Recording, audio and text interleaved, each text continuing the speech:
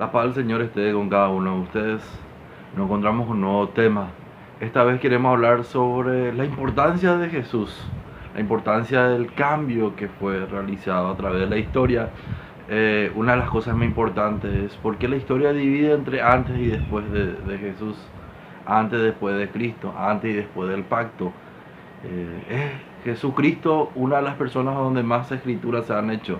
No solamente hablamos de evangelio, cartas, sino que libros completos hablando de la vivencia, la tradición, la cultura, la historicidad, inclusive de parte de muchos que no creen que Jesús es Dios, que no creen que Jesús existió, ni siquiera montones de libros conspirativos, ilusionados, que supuestamente la Iglesia Católica, el Imperio Romano, creó a Jesús, que Jesús nunca existió, que no existen pruebas. Bueno, vamos a entender una cosa importante. Opiniones todo el mundo tiene y se puede confundir. Ahora bien, ¿qué es la importancia de ese hombre? ¿Cuál fue la diferencia? Porque existieron dioses que tuvieron hijos con humanos que se llamaban semidioses.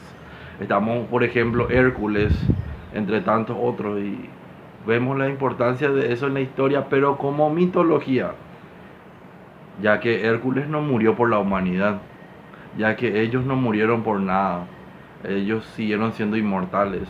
La cultura inclusive habla de un Ragnarok, de los asgardianos, que hoy está de moda, un poco conocer la cultura, la mitología escandinava y todo eso.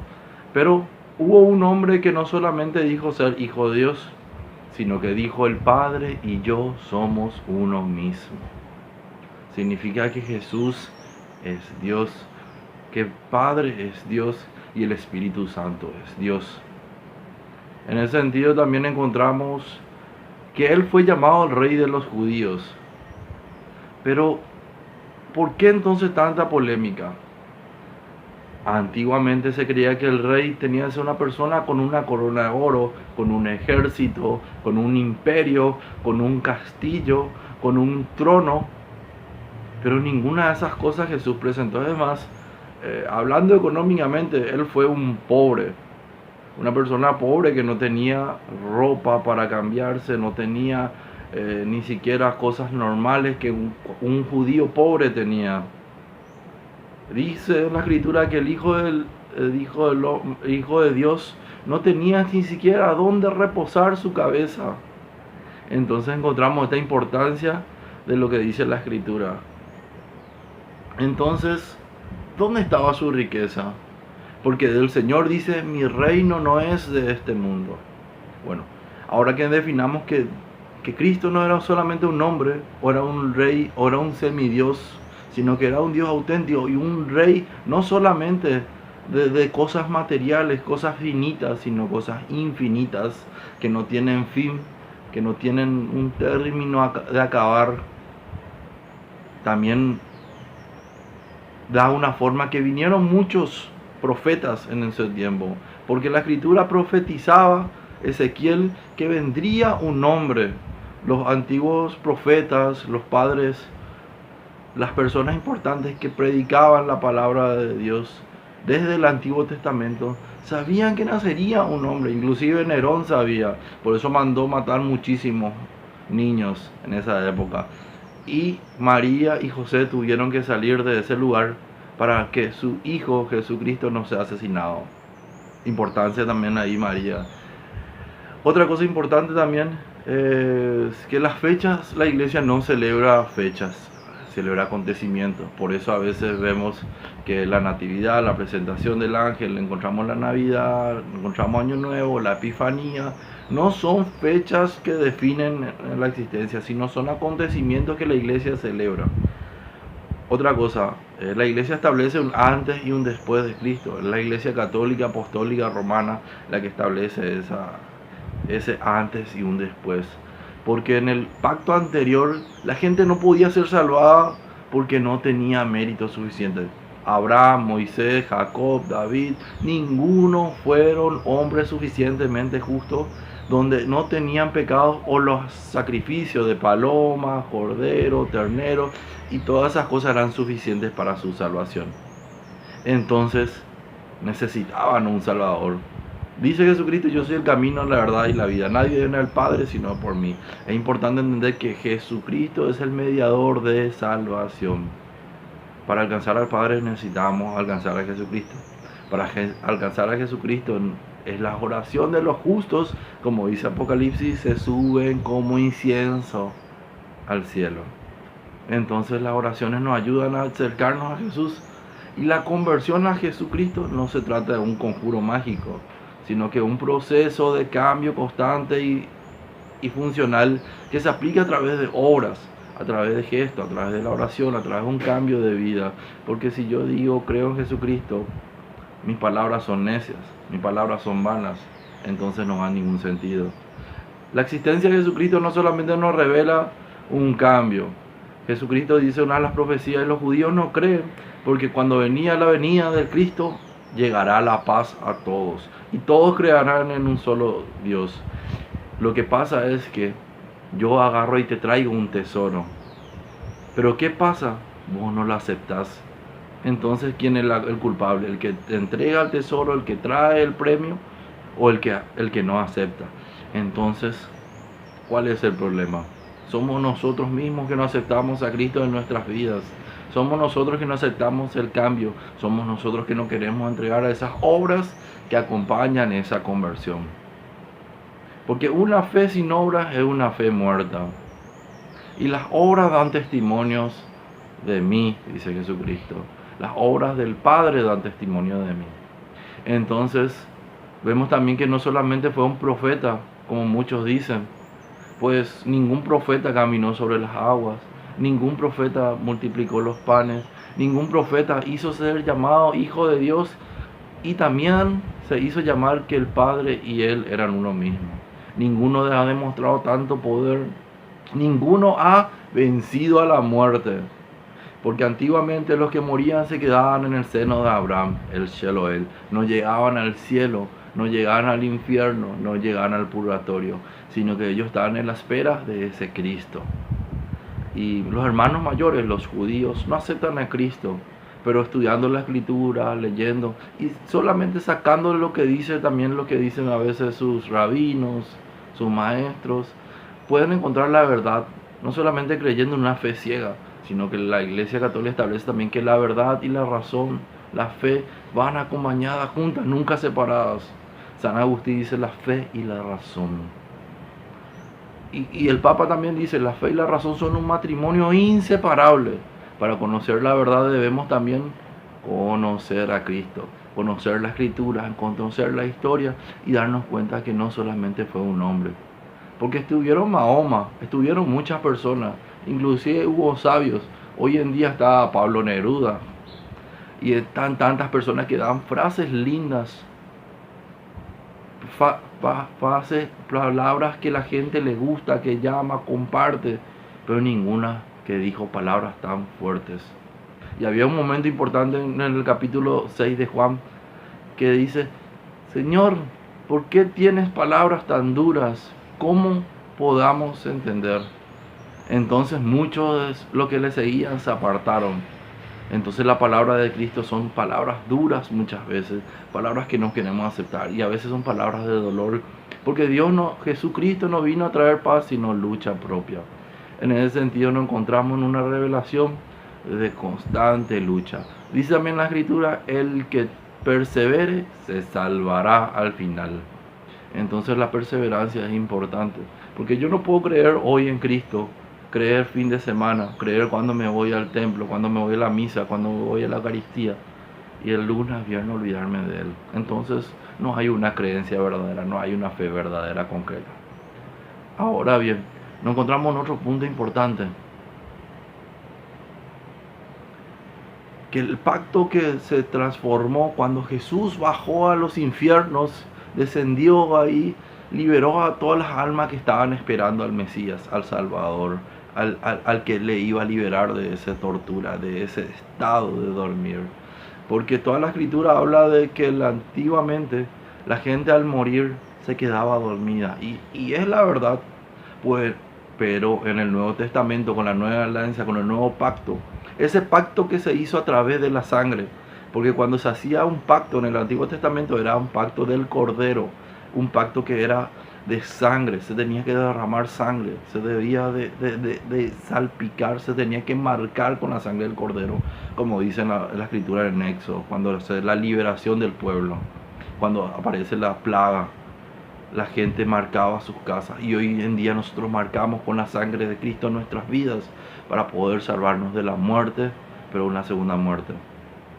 Ahora bien, en ese nuevo pacto Dios nos libera, nos permite estar en el cielo.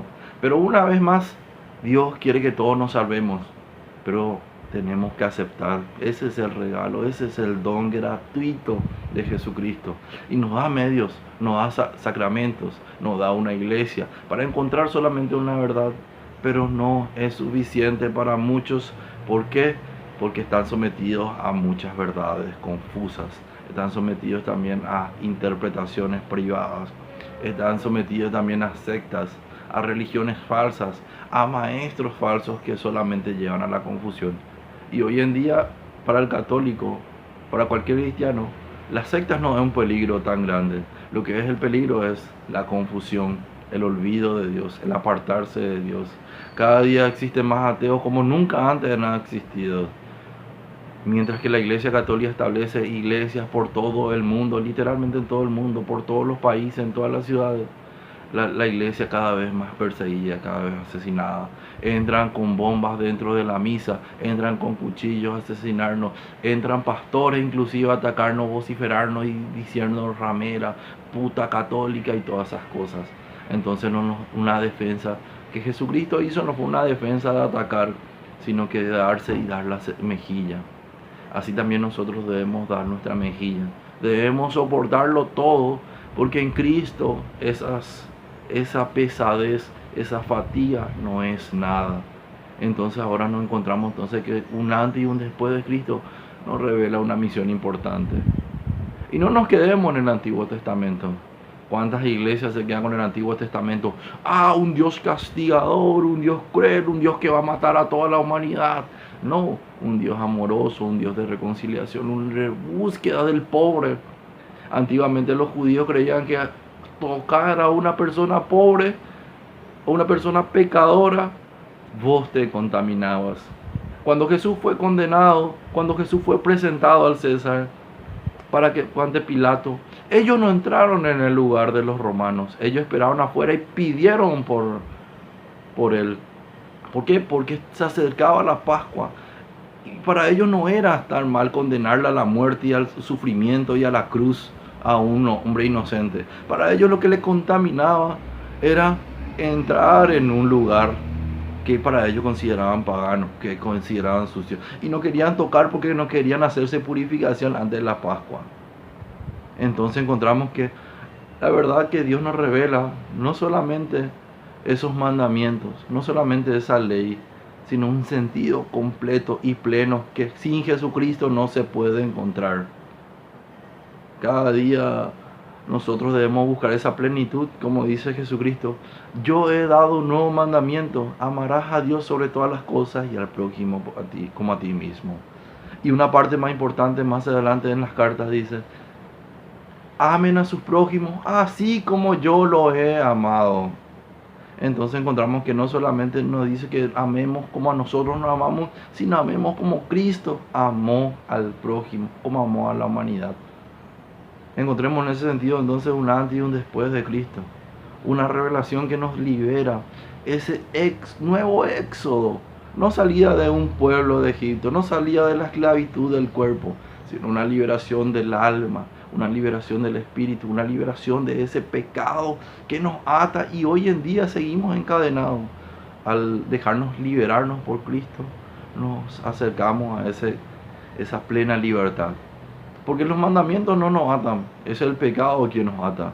Es el pecado quien no nos permite ser felices y amar plenamente. Y cuando estemos en la gracia de Dios, ahí viviremos en plenitud el gozo de amar y adorar al único Dios. Y veremos ahí a los santos, esos que murieron en primicia, esas personas que vivieron en gracia. Porque sin santidad, dice la Escritura, nadie verá a Dios. si no encontramos la santidad de nuestras vidas, si no encontramos en esa reconciliación esa santidad que significa acercarnos a Dios profundamente, no encontraremos la salvación. Y también dice la Escritura, el que no come de este pan y no bebe de esta copa, no tendrá vida eterna. Porque el pan que yo le daré es el pan de vida para la salvación de todos. Y Juan, cuando nos revela también una parte importante, dice, aquí viene el Cordero de Dios que quita los pecados del mundo. Y ese cordero que era en el sacrificio del Antiguo Testamento no era un cordero que se le tenía como símbolo, sino era un cordero real, un cordero de sacrificio, un cordero que se derramaba su sangre y era en expiación de los pecados. Por eso la Eucaristía, todas esas cosas que Dios nos da, que encontramos esa Eucaristía, esa prefigura cuando la gente salía al desierto y tenía hambre y baja el maná. Jesucristo dice, yo soy el maná bajado del cielo. En el Nuevo Testamento ya no hablamos de un pan simbólico, un pan que se come, se digiere y que se va, sino un pan que nos da vida eterna, un pan que es Jesucristo, que es su carne y su sangre verdadera, porque dice, mi carne es carne verdadera y mi sangre es sangre verdadera. Y si no creemos lo que Jesús dice, cuando Él dice mismo y repite 30 veces la misma cosa, entonces, ¿cómo vamos a creer que las parábolas sean verdad? Y si la Eucaristía es un símbolo, como dicen los protestantes, ¿y por qué las parábolas, las sanaciones no son símbolos? Entonces, ¿cuáles son las medidas que tenemos que creer? Porque la multiforme sabiduría de Dios es dada por medio de la Iglesia. Que la Iglesia a la vez también es columna y baluarte de la verdad. Y debemos de entender en ese sentido que el amor de Dios llega a cada uno de nosotros y la sabiduría por medio de la Iglesia, por la única verdad, solamente se puede vivir en plenitud cuando creemos en este verdadero Cristo. No un Cristo a modo, un Cristo a mi parecer, un Cristo a la forma que a mí me convenga, un Dios que no me va a juzgar mi pecado, mientras que los demás no vean. Pues Dios ve el corazón de las personas. Y ahora, antes y un después, 2017 para 2018, no solamente tiene que ser una etapa de cambio, una etapa de conversión, un momento de recuerdo, de renovación, pero no de que yo uso ropa interior roja, ropa interior amarilla, que yo como 12 uvas, no, sino que una renovación realmente de cambio, un compromiso mucho más fuerte, una renovación de mi fe, una confirmación de mi esperanza. En ese sentido tenemos que poner una etapa de este año nuevo que establecido por la Iglesia Católica, repito, como algo que nos va un antes y un después. Porque así fue para la humanidad. Pues Jesucristo fue un hombre tan grande que no solamente influyó en el cristianismo. Y ya no somos judíos, no solamente somos llamados cristianos, sino alcanzamos algo que la iglesia era, vayan y hagan que todos los pueblos sean mis discípulos. Una declaración de universalidad que significa católica. Entonces nosotros somos ese pueblo que cumplió la promesa, porque muchas iglesias se pueden llamar cristianas, pero no católicas. Porque la católica debe ser la que cumple ese mandato de vayan y hagan que todos los pueblos sean mis discípulos. Así como Jesucristo convirtió 3.000, 5.000, también los apóstoles, Pedro, Pablo, Juan, Santiago y muchos más, fueron y salieron no solamente a los judíos conversos al cristianismo, sino que gente cotidiana, gente que era considerada pagana, pecadora, apartados, no parte de ese pueblo, a esa nueva nación, esa nueva Jerusalén. Jesucristo nos revela entonces en un nuevo encuentro, un nuevo amor, una nueva reconciliación, no solamente con una nación o un pueblo o con una raza, sino con todo el mundo, una totalidad, una universalidad. Es el mensaje evangélico, una universalidad, porque el mensaje del evangelio es un mensaje católico para todos, en todos los tiempos. Paz y bien, Dios tenga misericordia de cada uno.